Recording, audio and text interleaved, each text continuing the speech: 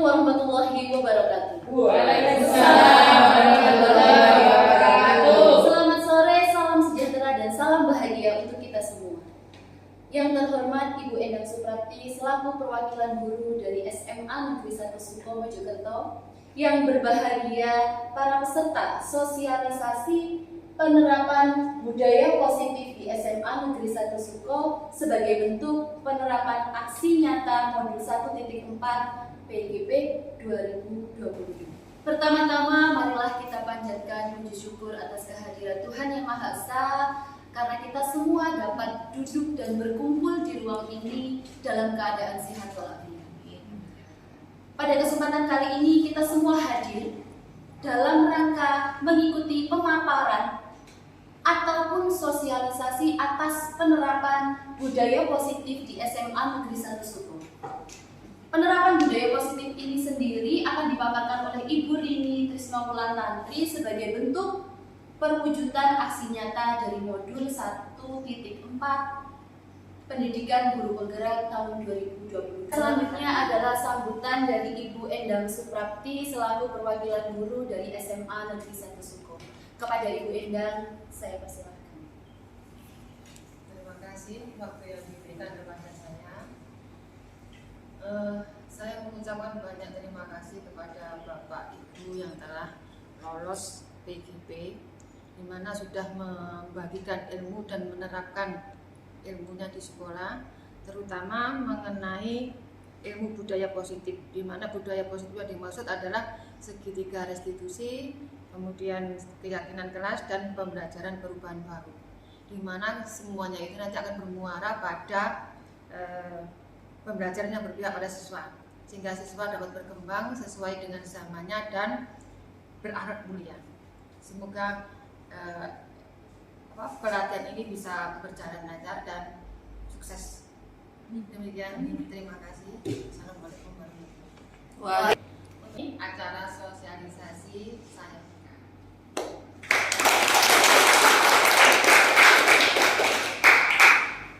Terima kasih atas sambutan yang telah disampaikan oleh Ibu Endang Suprapti. Untuk acara selanjutnya adalah pemaparan ataupun sosialisasi atas penerapan budaya positif di SMA Negeri 1 Suko sebagai bukti aksi nyata modul 1.4 oleh Ibu Rini Trisnowulantantri. Kepada Ibu Rini, saya persilakan.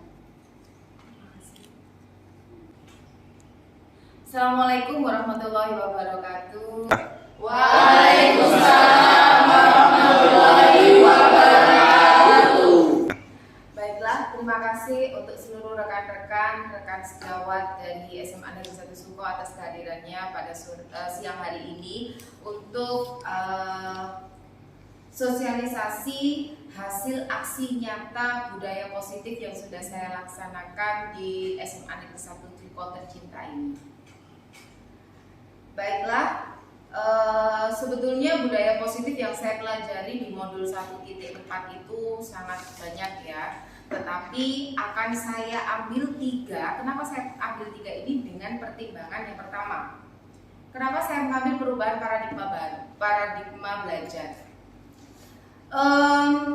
Sekolah kita itu sudah menerapkan kurikulum merdeka. Di dalam kurikulum merdeka itu suasana pembelajarannya harus benar-benar berpusat pada siswa. Karena berpusat pada siswa, saya pribadi itu mulai mencoba menghasilkan inovasi-inovasi kecil untuk bisa mendorong terwujudnya dari teacher center menuju ke student center. Itu tujuan saya. Karena dengan kita berfokus ke siswa, maka tujuan dari Merdeka Belajar itu akan terwujud.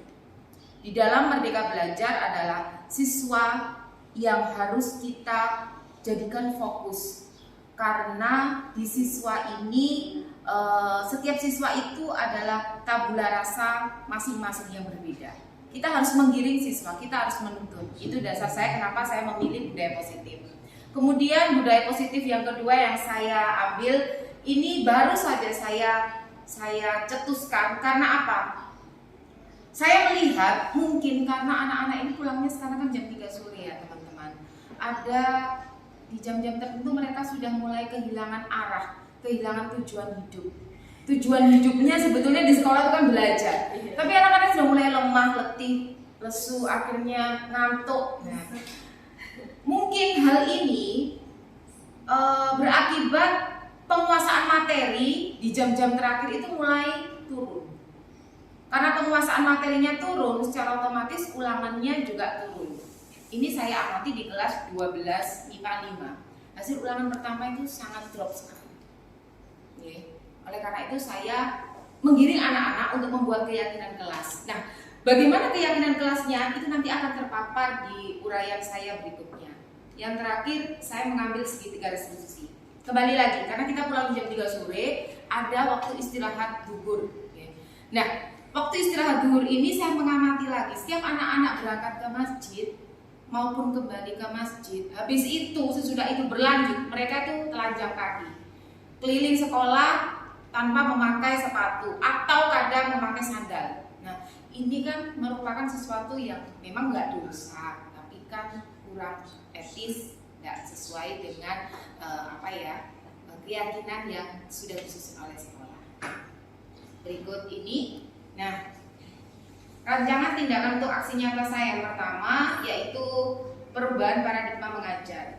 Latar belakangnya, nah, materi kimia ini kan untuk yang kelas 10 itu seperti sejarah kimia. Lebih banyak teorinya daripada prakteknya. Awal untuk pengenalan saya sempat membawa anak-anak ke laboratorium. Tapi habis itu setelah memasuki materi struktur atom, kemudian konfigurasi elektron, anak-anak sudah mulai letoy ini. Sudah mulai nggak ada ketertarikan sama sekali. Apalagi kalau saya hanya menggunakan media papan tulis, spidol papan tulis. Akhirnya saya berpikir kalau kegiatannya tetap seperti ini, saya yakin jam-jam terakhir jam 8, 9, 10 mereka pasti tidur. Kemudian saya coba menerangkan tanpa menggunakan alat peraga nih. Ternyata mereka nggak paham. Dari 34 yang saya terangkan mungkin yang nyambung hanya 5 itu saya tanya juga mereka ternyata sudah ada pelajaran tambahan di luar sekolah. Itu dasar saya. Kemudian tujuannya rancangan ini menciptakan suasana pembelajaran kimia yang menyenangkan. Target saya lagi seperti tujuan utama saya ingin pembelajaran saya berpusat hanya pada siswa.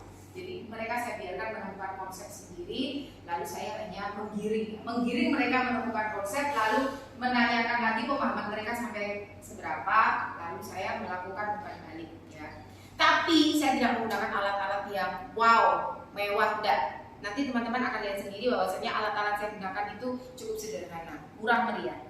Tolak ukur saya, antusias siswa dalam mencoba menggunakan alat. Lalu, antusias siswa dalam menjawab soal sebagai umpan balik pembelajaran hari itu. Alat ini jujur saya persiapkannya itu mendadak, ya sebelum saya masuk di kelas itu saya siapkan karena alatnya sederhana dan simpel. Saya nggak mau yang ribet-ribet. Kemudian untuk bahan-bahannya yang ada saja di sekitar. Bahkan saya sempat mengambil ini saya mengungkapkan di sini saya menggunakan botol bekas, membudidayakan sampah. Kemudian di sela-sela jam kosong saja saya membuatnya. Nah, ini salah satu prosesnya. Pertama saya membuat alat peraganya.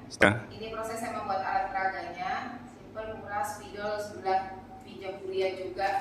Tempel intinya cuma itu aja. Nah, ini hasilnya. Saya pakai jagung karena di rumah saya ada jagung, saya nggak usah beli. Tuh. Nah, kemudian ini pada saat penerapannya.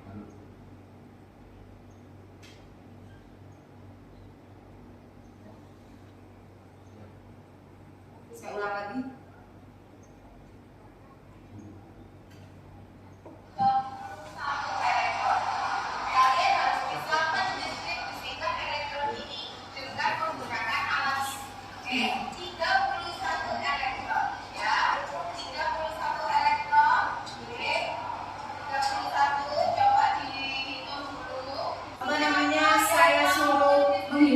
Tulisan juga nanti biar diaplikasikan di alat peraganya.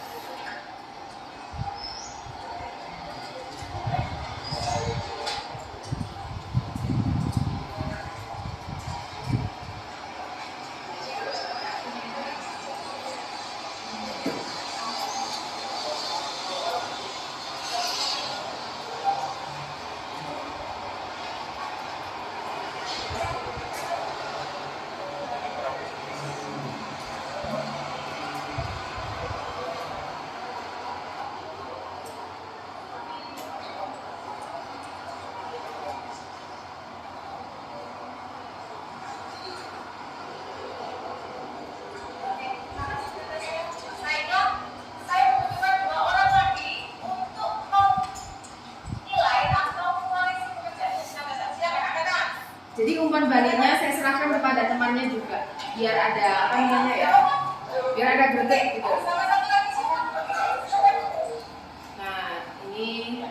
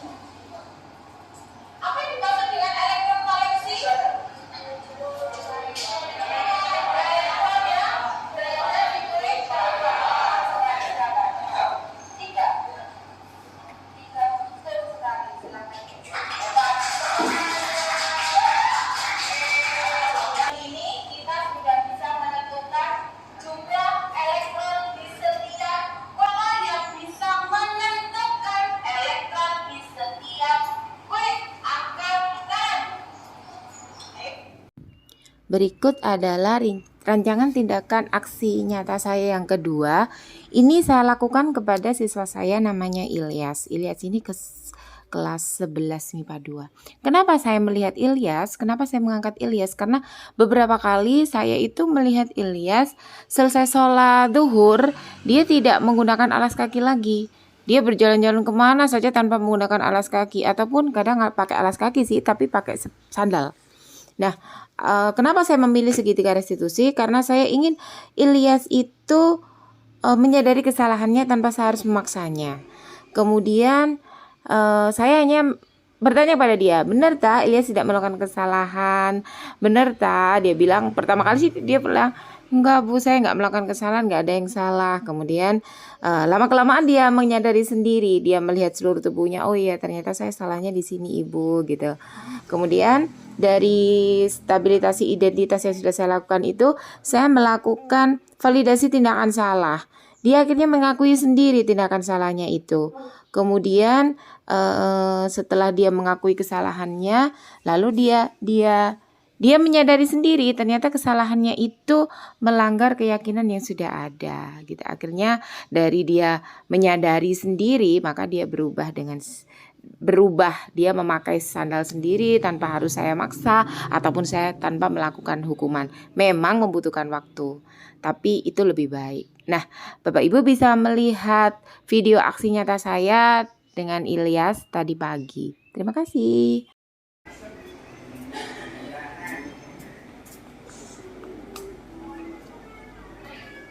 Yas? Iya dulu. Ayo, Budin pengen ngomong. Sini.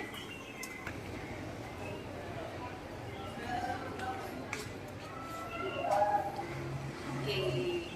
Mau ke mana? Mau ke masjid. Mau ke masjid. Terus nggak ada yang salah dengan penampilanmu hari ini, Nak? Nggak ada. Nggak ada ya? Kok sepertinya menurut Bu Lili kayaknya ada yang salah deh, Yas. Ada sesuatu yang bilang gitu loh, Yas. Yang mana Bu? Apa ya? Bed. Bed ada. Apalagi ya? Loh? Sepatu kenapa? Kok nggak pakai sepatu, Yas? Kan gini Bu, kalau ke masjid ya sholat pakai sepatu pasti balik-balik itu hilang Bu sepatu saya Bu. Hilang? Ketukar apa hilang? Nggih, teman-teman kadang nyempetin. Oh, gitu ya. Berarti Ilyas, kalau kayak gini nih kira-kira pantas nggak? Ya, kalau ke masjid sih pantas Bu. Oh, kalau ke masjid pantas ya. Tapi ini kan lingkungan sekolah. Terus gimana? Ya, Terus nggak kira-kira kalau diteruskan seperti itu? kalau kayak gini nggak pantas kalau di lingkungan sekolah. Iya, terus bagaimana ya solusinya ya? Kalau pakai sandal gimana? Apakah boleh pakai sandal di lingkungan sekolah? Menurut Ilyas bagaimana, Wes? Menurut Ilyas saja kita hubungkan dengan apa ya? Sopan santun dan lain sebagainya kayak gitu-gitu. Menurut Ilyas gimana? Ya nggak sopan ya. Nah, tetap nggak sopan kan? Berarti yang paling bagus pakai apa ya kira-kira? Pakai sepatu. Pakai sepatu. Terus solusi agar tidak digoda sama temennya atau gimana? Menurut Ilyas cari solusinya bagaimana? Biar kamu gak digoda temenmu, sepatumu diumpetin lah, atau sepatumu hilang lah, atau gimana gitu, gimana solusinya? Sholat lebih berangkat sholat lebih dahulu. Berangkat sholat terlebih dahulu, jadi gak pas barengan gitu ya, atau mungkin bisa sholat terakhir. Jadi kan lebih aman. Oke, setuju Ilyas? Oke, terima kasih ya nak ya. Bisa berubah ya. Materinya ada semuanya. Nah, ini rancangan saya yang ketiga, teman-teman, yaitu menyusun keyakinan kelas. Nah, ini ceritanya 12 MIPA 5 ini sebetulnya anaknya aktif sekali. Kalau menjawab itu cep gitu loh. Tapi kenapa pada saat ulangan itu nilainya turun? Tidak sesuai ekspektasi saya. Kemudian ada beberapa siswa yang terlambat mengumpulkan tugas tanpa konfirmasi. Kalau konfirmasi saya berusaha untuk memahami, namanya anak ya, mungkin dia terlalu banyak tugas yang lain atau mungkin ketinggalan. Saya berusaha untuk memahami. Saya sejak belajar guru penggerak ini ada satu yang mulai saya rubah. Saya tidak lagi menjadi guru yang tidak. Saya menjadi apa ya? Dirani sabar ya tetap sabar, tapi saya tetap tetap tegas ke anak-anak demi kebaikan mereka itu. Nah, di sini saya keyakinan juga saya giring aja, saya bagi ulangannya seminggu hari kemarinnya saya bagi ulangannya, terus mereka mulai menyadari, loh kok jelek ya Bu ya, iya gini. Intinya pokoknya saya menggiringnya dengan santai saja, sehingga awal pelajaran tadi pagi, baru saya lakukan tadi pagi, itu saya mengajak anak-anak menyusun keyakinan kelas yang tujuan keyakinannya itu satu, kembali lagi ke basic mereka ke SMA Suko ini untuk belajar. Nah, kalau belajar berarti kan motivasi harus muncul dari dalam diri, karena motivasi itu tidak bisa dari orang lain. Motivasi terbaik adalah motivasi intrinsik yang keluar dari dalam dirinya. Karena apa? Karena sebagai pribadi kita, meskipun kita guru, kita tidak dapat mengontrol mengontrol siswa. Saya katakan, saya mengontrol misalnya Hafid yang paling ekstrim di kelas ini adalah Hafid.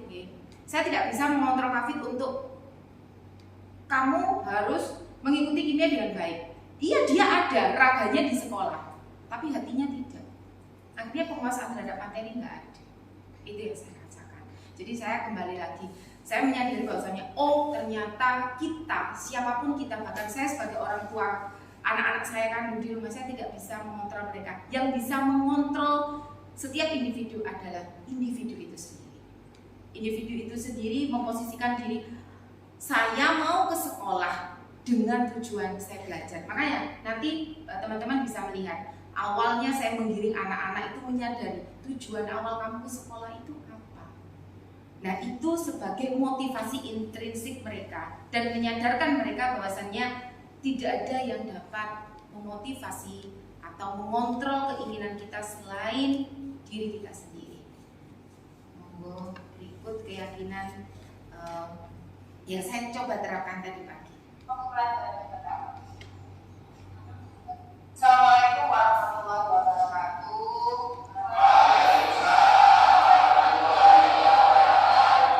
Selamat pagi, 12.55. Hari ini sebelum pelajaran kita mulai, ini ingin kita sama-sama menyusun keyakinan kelas. Apa itu keyakinan kelas? Tentunya kamu datang ke sini kan punya tujuannya. Tujuan kamu sebenarnya belajar dan biara fungsinya apa? Mencari ilmu. Hai, kesayangan apa mencari ilmu? Mencari ilmu dengan cara apa? Belajar, terus menghormati guru. Ini langsung ke surga ya. Oke, dari semuanya yang sudah kamu sampaikan, tujuan kamu adalah belajar dan pintar untuk masa depan. Tentunya untuk mewujudkan semua tujuan tadi, kamu punya sesuatu lengkap di dalam hati. Ya. Dan apa yang bisa kamu lakukan agar tujuan kamu bisa terwujud? Guru ini ingin kamu menuangkannya ke dalam stick note ini, ya. Jadi sudah menyediakan 4 warna. Nanti kasih cewek-cewek aku di ya. 4 warna ini kalau di sini kamu tulis keinginan apa ya? Apa yang kamu lakukan agar tujuan tadi tercapai? Misal, saya ingin tidak dapat terlambat. Kenapa, Bu? Karena dengan saya tidak terlambat, saya biasanya itu akan grogi, ngejar kabeh, karena akhirnya tidak bisa konsentrasi waktu pelajaran yang tepat. Karena kedua hilang, apa yang saya Bu, biar enggak, Bu, saya akan belajar sehari 10 jam. Boleh, silakan semuanya dipahami, ya. Jadi tujuan-tujuan kalian tadi yang berlucu menjadi satu, yaitu belajar, mendapat ilmu, mendapat nilai, artinya bisa dijadikan satu untuk mencapai masa depanmu. Nanti silakan ditulis di sini. Nah, katakan di sini semuanya. Nanti kita sepakati. Jika kamu misalkan tujuan utamanya tadi belajar, mengerjakan tugas, terus kamu tidak mengerjakan tugas, apa yang kamu lakukan? Seandainya ada tugas tapi kamu tidak mengerjakan tugas, apa yang kamu lakukan? Bisa mengerjakan, menyusulnya, meskipun terlambat. Oke. Jadi ini nanti keyakinanmu kamu tuangkan di stiker kecil-kecil ini, kamu tempelkan di sini, lalu kita akan menyepakatinya menjadi kesepakatan kelas biar bisa mewujudkan tujuan akhir kita. Bisa dipahami? Nah, oke, silakan mengambil stiker. Saya percepat ya, teman-teman. Boleh 10.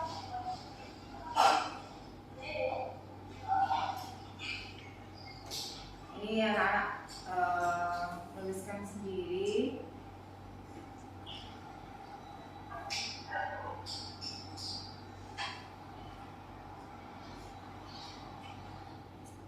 Sudah mereka menulis, saya minta mereka menempelkan di kertas manila yang sampai sekarang juga masih tetap berada di kelas mereka. Paling tidak ini nanti mengingatkan mereka saat mereka mulai melakukan penyimpangan lagi.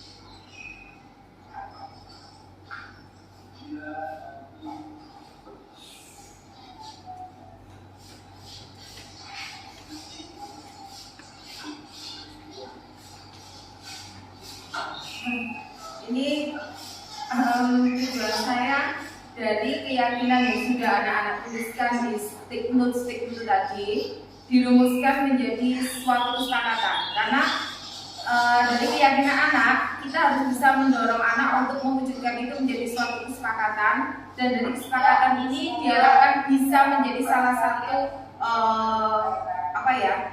salah satu yang membuat mereka untuk bisa fokus lagi ke tujuan awalnya, yaitu belajar. Motivasi mungkin hanya terinspirasi, tapi bukan motivasi asli itu dari diri kalian. Mungkin saya terinspirasi melihat bapak kepala sekolah, jadi saya ingin menjadi kepala sekolah. Mewujudkan keinginan menjadi kepala sekolah, motivasinya harus sudah dari dalam diri sendiri. Oke, saya yakin kalian akan menjadi generasi yang baik, sukses. Terima kasih ya dari Pak atas penyusunan keyakinan kelas hari ini. Kita akan lanjut ke materi TED, reaksi reduksi TED.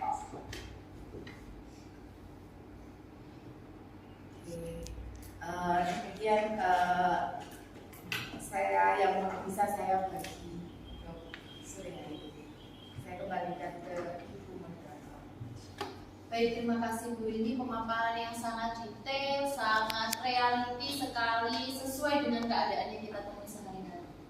Mungkin ada dari Bapak Ibu audiens yang ingin menyampaikan mungkin pendapat, kita saling berbagi, mungkin adakah yang mau memberikan masukan, atau mungkin pernah melakukan kegiatan hal yang sama, kita bisa sharing di sini. Supaya nanti untuk pembahasan ilmunya kita jadi semakin berkembang karena wawasan kita semakin terbuka. Monggo saya persilahkan, barangkali ada Bapak Ibu yang mau berpartisipasi dalam sesi mungkin diskusi kita pada sore hari ini. Baik, monggo Ibu. Baik, saya persilahkan kepada Bapak Ibu, barangkali ada yang mau menyampaikan pendapat ataupun mungkin masukan dan berbagi praktik yang pernah dilakukan. Monggo. Baik Ibu, silakan. Baik, terima kasih atas kesempatannya. Di sini saya ingin bertanya kepada Ibu Rini. Tadi saya kan melihat videonya Bu Rini tentang penerapan segitiga restitusi kepada Ilyas. Di sini Ilyas tadi itu kan tidak mengenakan sepatu. Nah, pada saat Bu Rini menerapkan segitiga restitusi kepada Ilyas, apakah si Ilyasnya tadi dia itu paling tidak menyadari kalau dia menyimpang? Apakah dia menyadari kalau dia bersalah, ataukah dia tidak menyadari kalau dia membuat kesalahan? Itu pertanyaan saya. Terima kasih. Baik, terima kasih Ibu. Kita tampung dulu atau mau Ibu Rini langsung jawab? Dua. Oh yes. Kita tampung dua pertanyaan dulu ataupun dua masukan. Jadi monggo mungkin dari Bapak Ibu yang lain. Bu. Baik, silakan Ibu. Ya, terima kasih. Menyambung pertanyaan dari Bu Rizky mengenai Ilyas tadi. Di sini kalau saya melihat videonya tadi, Bu Rini memposisikan diri sebagai seperti seorang manajer ya, mengarahkan Ilyas supaya Ilyas ini menyadari kesalahannya, kemudian mengarahkan Ilyas supaya tahu harus seperti apa baiknya. Nah, yang ingin saya tanyakan, ketika ada kasus seperti Ilyas ini, apakah bisa kalau misalkan kita sebagai guru ini memposisikan sebagai teman? Jadi biasanya kan anak-anak itu lebih akrab, lebih mudah dikontrol dengan temannya sendiri. Apakah bisa kalau misalkan kita memposisikan diri sebagai teman? Jika bisa, seperti apa? Seperti itu. Terima kasih. Baik, terima kasih Ibu. Kita sudah menampung dua pertanyaan ataupun dua pembahasan lebih dulu. Kita akan meminta Ibu Rini atau mempersilahkan Ibu Rini untuk memberikan mungkin jawaban atau mungkin memberikan pemaparan atas dua pertanyaan yang diberikan sebelumnya. Monggo Ibu. Terima kasih Ibu Lesti dan kepada teman-teman yang sudah mau menggali informasi lebih dalam. Yang pertama saya ingin mengomentari atau mencoba untuk menjawab berkaitan dengan Ilyas menyadari kesalahannya atau tidak. Awalnya Ilyas tidak menyadari kesalahannya. Oleh karena itu di dalam segitiga restitusi itu ada tahapan stabilisasi identitas. Nah, pada saat stabilisasi identitas ini tahap dimana seorang anak yang tidak menyadari kesalahannya, kita tanya lagi, yakin tidak ada yang kamu lakukan yang aneh hari ini? Nah, saya seperti itu. Kemudian dia pasti kalau pertama kali seorang pasti ingin mempertahankan diri kan, itu wajar, kita makhluk sosial. Maka dia akan, enggak Bu, saya nggak salah. Nah, saya tidak merasakan kesalahan apa-apa. Itu kan tadi yang diungkapkan dia juga seperti itu ya. Dia awal-awal nggak mau mengakui kesalahannya, bahwasannya dia itu melakukan kesalahan, ya tidak memakai sandal tadi ya, tidak memakai sepatu. Mungkin bisa saya tunjukkan di sini.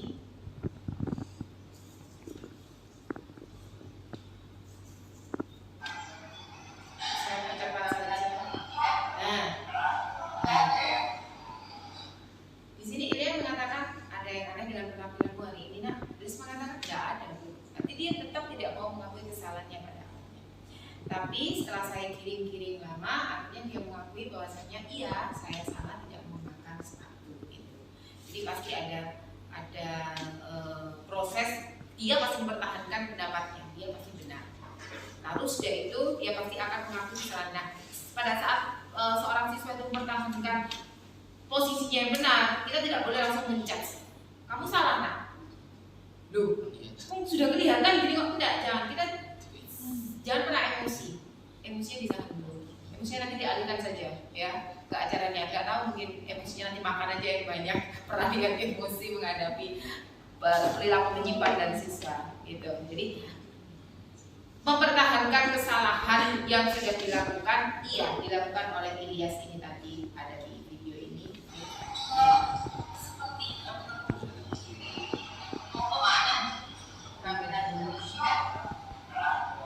Dia bilang nggak ada di situ posisinya awal, tapi nanti di endingnya Bapak Ibu juga sudah bisa melihat sendiri bahwasanya dia mengakui kalau dia salah. Kemudian yang berikutnya, kapan memposisikan sebagai teman? Untuk kasus Ilyas ini saya memposisikan sebagai manajer iya.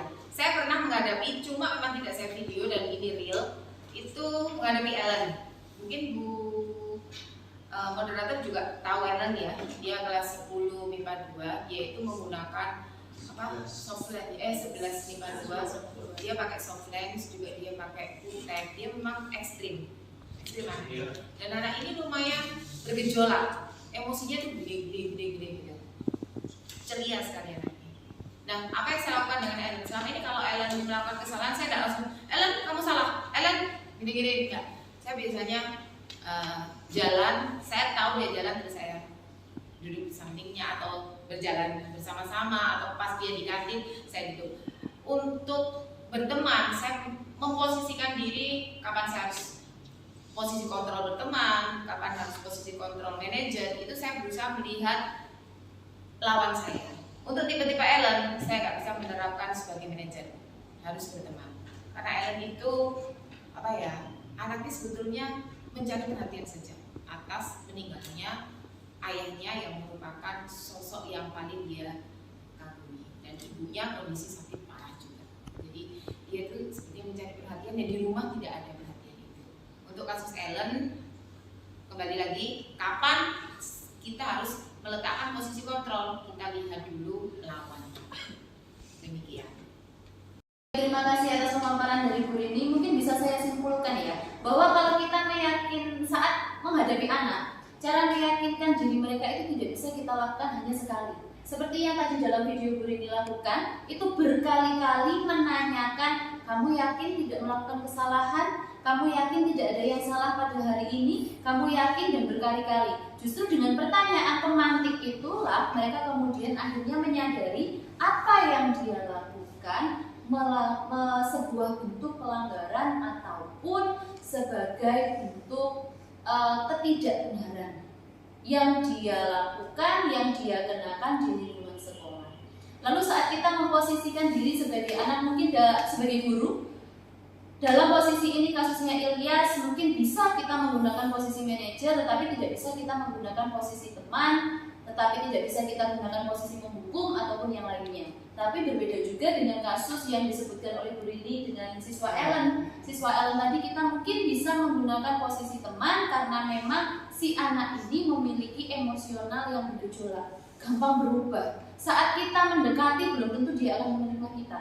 Tetapi jika kita memposisikan diri sebagai teman, mungkin komunikasinya akan lebih jalan sehingga tujuan yang kita harapkan tentang dia menyadari kesalahan, dia meyakini perubahan itu bisa terwujud. Memang hal itu juga sama yang seperti disampaikan oleh Bu Rini, saya pernah mengalaminya juga dengan Ellen. Memang untuk karakter anak kita tidak bisa samakan karena mereka memiliki keunikan, mereka memiliki kekhasan, mereka memiliki karakteristik yang berbeda. Untuk pertanyaan selanjutnya kita buka lagi. Ya, monggo silakan. Baik, mungkin ada dari teman-teman, dari rekan, Bapak Ibu yang ingin mengajukan pendapat ataupun pertanyaan, monggo saya persilahkan. Wah, kali ini dari Bapak-bapak. Baik, monggo Bapak. Ya, terima kasih atas kesempatan yang diberikan.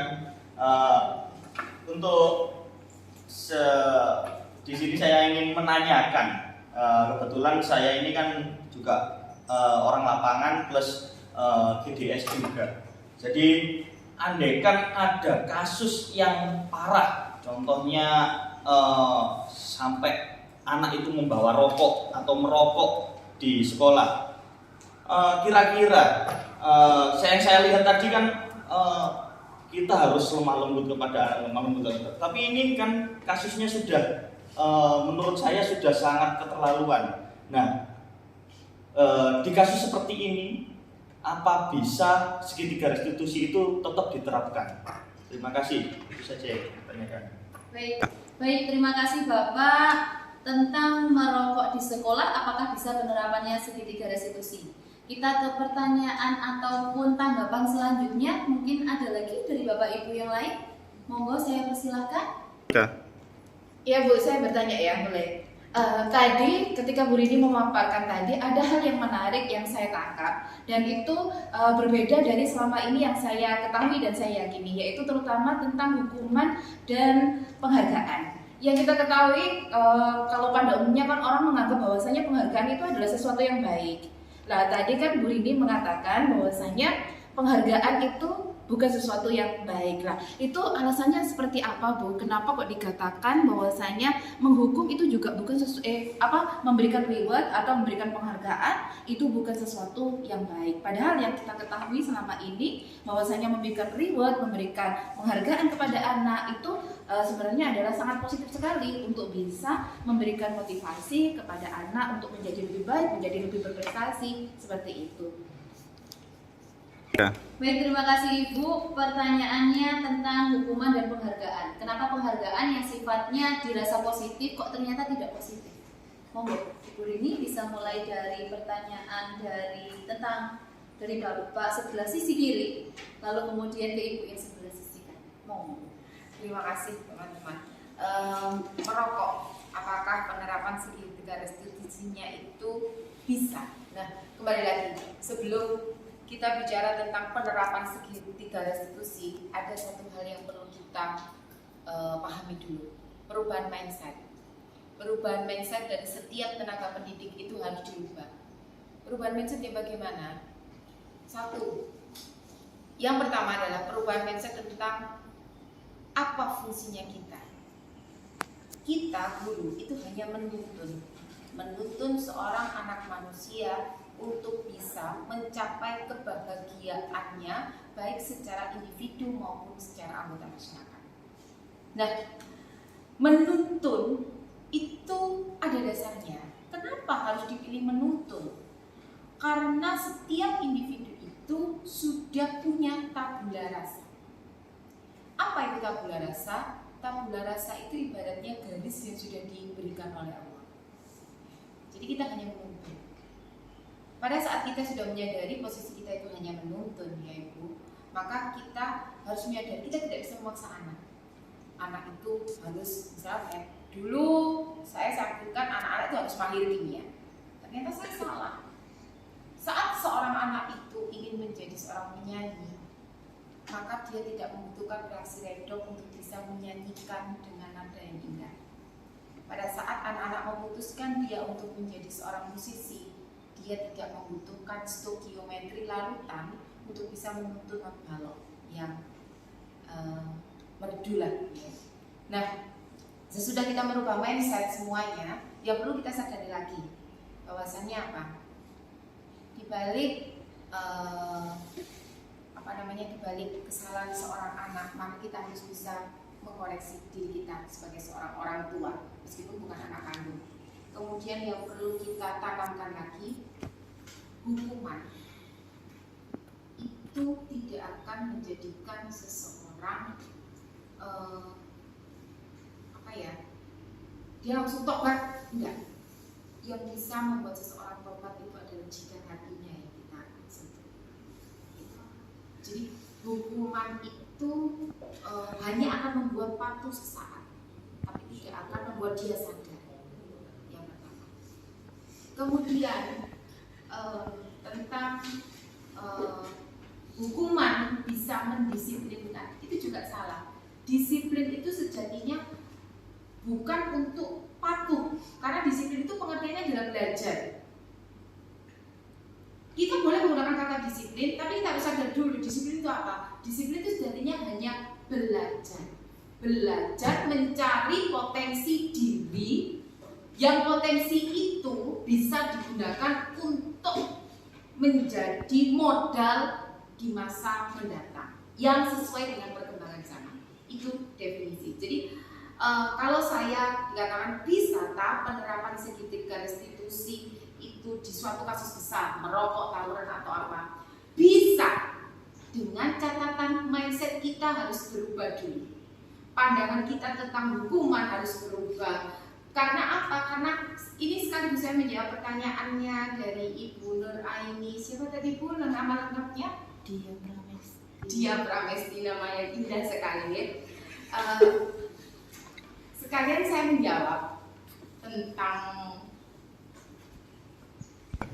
sekaligus untuk menjawab pertanyaan dari Ibu Nur Aini sekaligus untuk menjawab pertanyaan dari Ibu Nur Aini yang tentang hukuman dan penghargaan. Okay. Intinya gini ya, teman-teman sekalian, hukuman itu hanya akan membuat anak patuh sesaat, tanpa kesadaran, tanpa motivasi dasar. Itu hanya akan mengakibatkan kekacauan secara psikis juga. Gitu.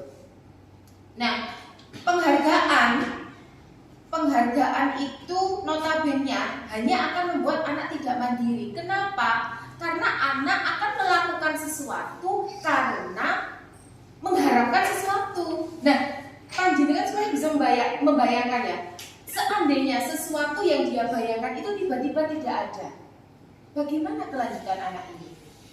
Itu yang saya sangat setuju dengan perkataan penghargaan yang tadinya untuk memotivasi itu tidak akan selamanya berhasil. Karena apa?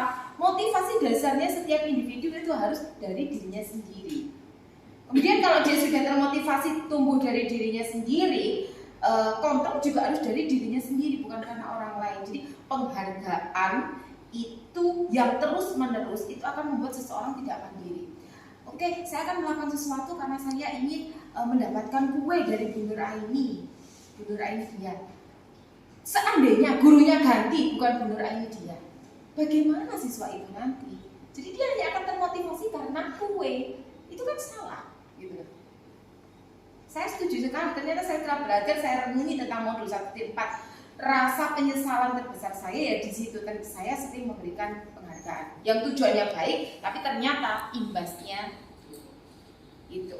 Jadi bisakah segitiga restitusi? Bisa, asalkan seluruh komponen sekolah merubah mindsetnya tentang pembelajaran, merubah mindsetnya tentang hukuman, penghargaan, atau kedisiplinan. Nah, disiplin ini yang perlu kita tekankan. Disiplin itu bukan membuat seseorang patuh dengan cara menghukum, tidak. Disiplin itu sejatinya adalah belajar mencari potensi. Dari potensi ini bisa digunakan untuk mencari atau bertahan untuk masa depannya nanti yang sesuai dengan zaman. Demikian yang bisa saya sedikit apa yang saya pelajari dari modul titik 4 yang mungkin bisa teman-teman serap yang agak sedikit berbeda dengan pemahaman kita selama ini. Demikian pemaparan dari Ibu Rini terkait dengan pertanyaan apakah kasus merokok di sekolah dapat diselesaikan dengan penerapan segitiga restitusi lalu dengan adanya penghargaan ataupun hukuman. Penghargaan yang sifatnya positif kenapa jadi tidak baik? Mungkin bisa saya simpulkan bahwa seperti yang disampaikan Bu Rini, perubahan mindset sangat diperlukan. Karena untuk melakukan perubahan sendiri kita tahu kita tidak bisa berjalan sendiri ya Bapak Ibu. Kita berdiri, kita berjalan bersama sebagai satu kesatuan lingkungan sekolah. Jadi kalau misalkan hanya dari satu pihak, dua pihak yang mau merubah pemikiran, mau melakukan perubahan, pasti tidak akan tumbuh aksi nyatanya. Betul ya, betul. Jadi karena memang terkait dengan pemahaman ataupun sudut pandang tentang hukuman, tentang disiplin yang selama ini mungkin justru keliru. Dengan dihukum anak akan berubah menjadi baik hanya sesaat saja. Betul, iya. Sadar. Jadi hukuman hanya membuat anak patuh sesaat dan justru akan menimbulkan kekacauan psikis. Apalagi kita berdiri di jenjang SMA Negeri 1 Suko dengan siswa yang sudah mulai beranjak dewasa, sudah mulai memiliki pemikiran dan sudut pandang sendiri. Saat kita memberikan hukuman mungkin psikisnya akan marah. Kok saya dihukum? Harusnya kan di sini saya dilindungi, harusnya di sini saya diajari, harusnya di sini saya dibimbing. Mungkin begitu ya Bu ya. Terus kalau kita menghukumnya itu kelihatan banyak orang Bu, itu bukan hanya membuat mereka patuh sesaat, tapi juga menjatuhkan mental juga. Jadi malu Betul. anaknya. Kita Justru harus bukan bisa melakukan menjaga perubahan itu. ke arah yang baik, akhirnya malah mungkin bisa jadi merasa dendam loh sama kita. Ya Bu ya. Jadi, saya nggak suka sama ibu ini, suka menghukum saya loh, dipermalukan di depan umum. Mungkin yang terjadi seperti itu. Lalu terkait dengan penghargaan, Ibu Rini menyampaikan bahwa penghargaan terus-menerus akan membuat tidak mandiri.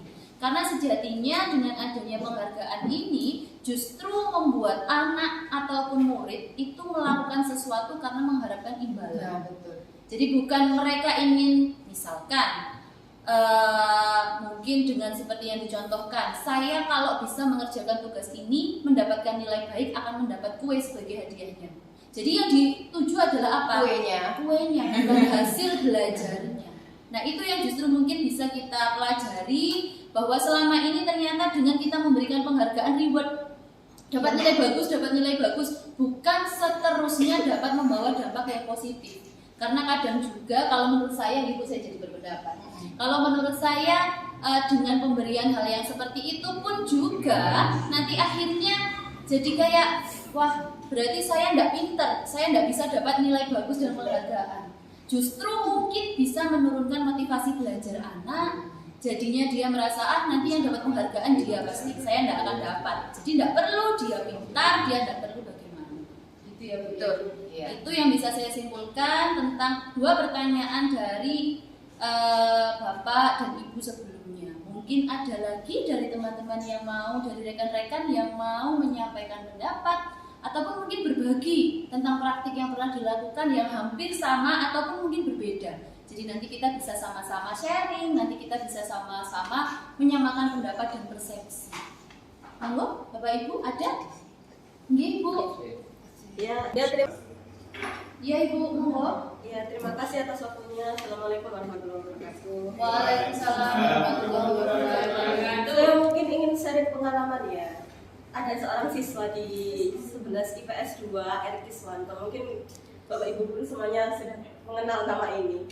Kebetulan saya guru sejarah di jam terakhir. Otomatis kalau sejarah banyak ceritanya, ditinggal tidur. Nah, tapi biasanya tidurnya cantik di atas meja. Kali ini tidurnya di belakang tanpa saya ketahui, nggelar karpet. Jadi saya hampir tidak tahu kalau si Erik ini tadi sedang tidur. Lalu saya diberitahu teman-temannya, Bu, Erik posisi tidur sekarang, tidur di belakang. Lalu saya dekati. Biasanya kalau menerapkan cara yang lama mungkin marah-marah ya kita sebagai guru. Jadi tapi saya ingin memberi pendekatan pada Mas Erik ini. Saya bangunkan, saya tanyai, kenapa Mas? Apakah kamu ini sakit? Gitu. Dia mengaku tidak sakit. Kalau sakit kan bisa ke UKS, kenapa kok tidur di jam pelajaran sejarah? Terus setelah itu dia mengaku dia tidak sakit, sehat walafiat. Terus kenapa? Apakah Mas Erik ini meremehkan pelajaran saya? Dia bilang tidak. Berarti Mas Erik ini tahu kalau salah. Iya Bu, saya salah. Apakah Mas Erik mau merubah cirinya yang suka tidur ini? Nah, iya Bu, janji saya akan mau merubah itu. Saya setengahnya itu gini, kan Bu Anita nanti sedih, tidak bisa lihat wajah kamu kalau kamu tidur gitu ya. Jadi saya buat dia nanti kalau waktunya Bu Anita duduk depan ya, biar nanti kalau misalnya ngantuk bisa langsung ke belakang cuci muka di depan. Nah, nanti balik lagi sudah seger. Jadi kalau saya kerasi anak-anak model Erik ini pasti malah tambah tidurnya itu tambah lama. Jadi saya kira kalau Mas Erik terus selanjutnya ketemu lagi minggu depannya, saya lihat oh dia sudah duduk, inisiatif sendiri duduk depan. Padahal saya kemarin bangkunya belakang. Lalu ini duduk depan, terus saya lihat wajahnya itu sudah sumringah, mau lihat saya terus. Saya pandangi terus dia juga memandangi saya. Nanti ada proses menuju positif dengan tidak mengkasari gitu ya, dengan menghalus. Jadi begitu ya untuk saya sedikit sharing, mungkin menerapkan metode ini tadi. Terima kasih atas waktunya. Assalamualaikum warahmatullahi wabarakatuh.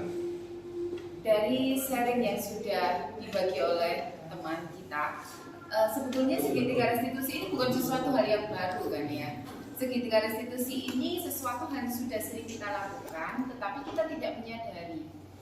Kenapa? Karena kalau dalam segitiga restitusi itu terperinci, kita stabilisasi identitas dulu, kita menanyakan apa tadi, validasi tindakan salahnya dia, kemudian kita menanyakan keyakinannya. Nah, yang saya pelajari ya teman-teman, penerapan segitiga restitusi sebetulnya yang dibutuhkan hanya satu, kesabaran kita. Itu kesabaran, ketenangan emosi kita, kemudian pemilihan posisi kontrol yang tepat.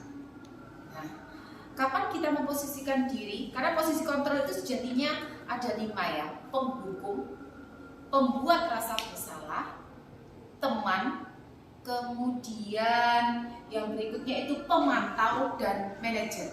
Dari kelima posisi ini yang memberikan dampak negatif itu ini 2, yaitu posisi seorang penghukum dan pembuat rasa bersalah. Dari penghukum dan bersalah ini ternyata efek kedepannya anak ini akan menjauh dari lingkungan sosialnya. Tetapi jika kita mau menempatkan diri sebagai posisi teman, pemantau, dan manajer, ini tidak akan memberikan dampak yang negatif ke depannya. Ya memang dari ketiga ini yang paling bagus itu dari manajer. Karena di manajer ini kita menggiring anak, kita menemukan kesalahan anak sampai kita membuat anak bertanggung jawab atas kesalahannya itu dengan cara membangkitkan kesadaran tanpa harus marah, tanpa harus mengancam dan sebagainya. Dari modul budaya positif ini intinya saya cuma berpikir satu, menahan emosi. Sebagai manusia biasa saya pasti emosi dengan kenakalan anak-anak sekarang, wajar, tapi saya harus bisa menahannya. Untuk apa? Yaitu tadi ternyata sekali kita membuat kesan, mereka akan mengingatnya dan belajar melihat posisi kontrol yang terbaik. Kemudian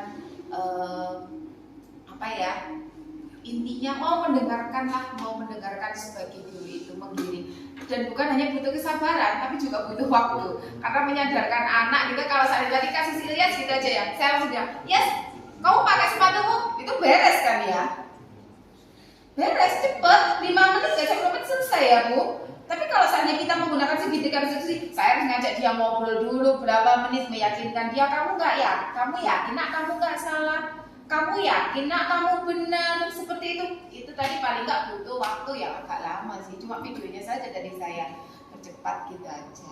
Itu sebetulnya. Oke. Ya baik, jadi saya menyimpulkan sekali lagi bahwa menurut Bu Reni dan mungkin dari sharing pendapat dari Ibu Anita bahwa penerapan segitiga restitusi ini sebenarnya sudah kita lakukan meskipun tanpa sadar.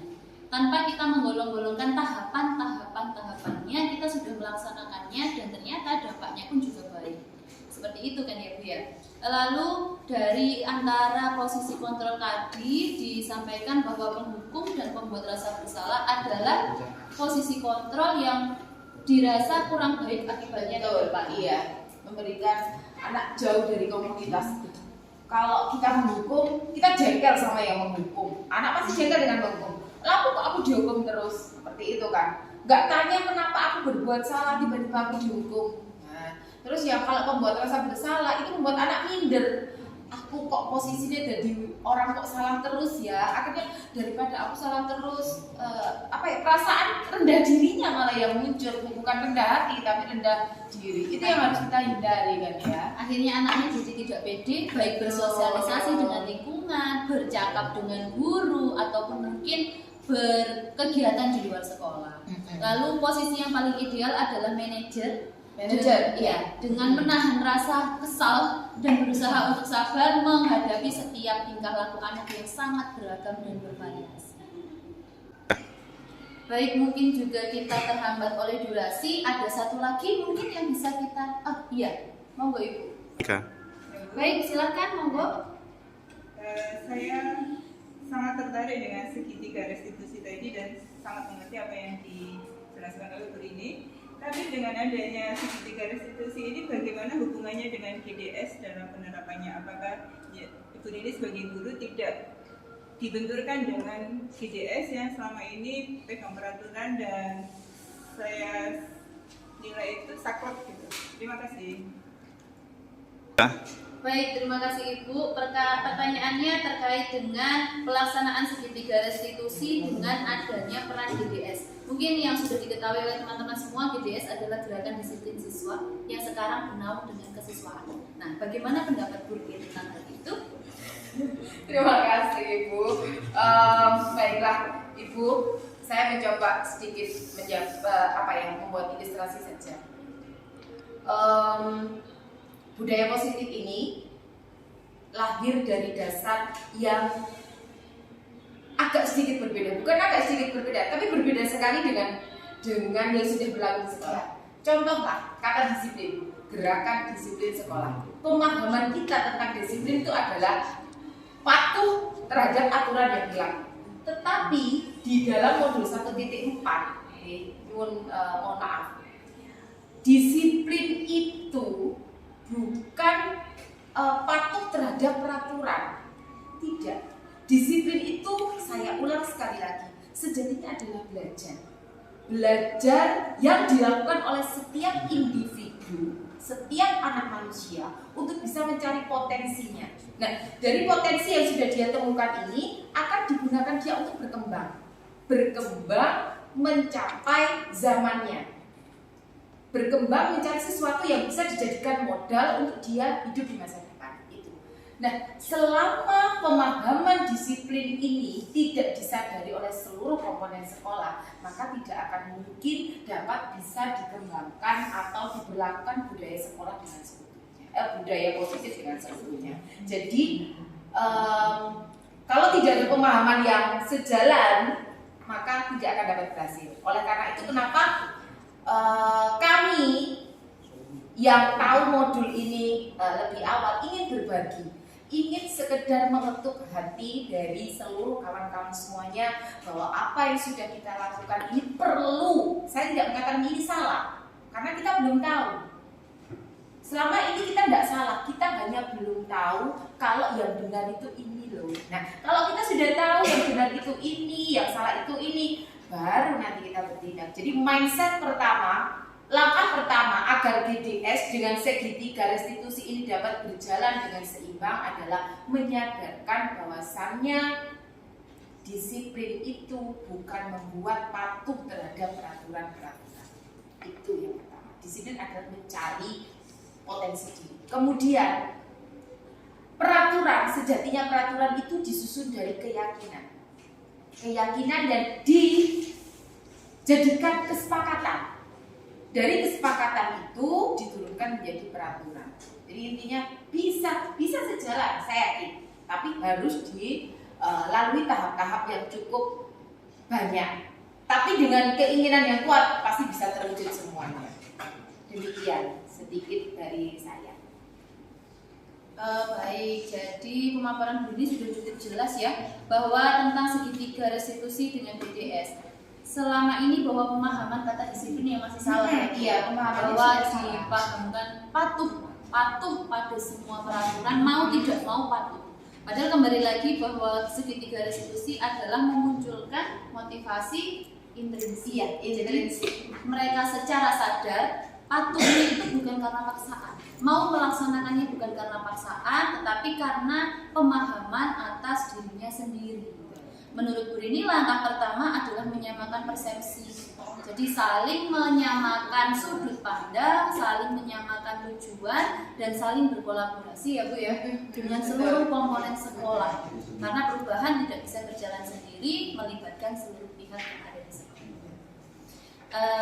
Mungkin itu saja atau mungkin ada tambahan lagi dari Saya hanya ingin memberikan kekuatan lagi, memberikan garis bawah. Yang pertama, teman-teman yang tidak terlalu banyak jumlahnya ini, saya harap dari diri kita sendiri, mari kita merubah pandangan tentang apa itu hukuman. Mari kita menyadari bahwasanya hukuman dan penghargaan akan memberikan dampak yang negatif terhadap anak-anak kita. Itu yang pertama.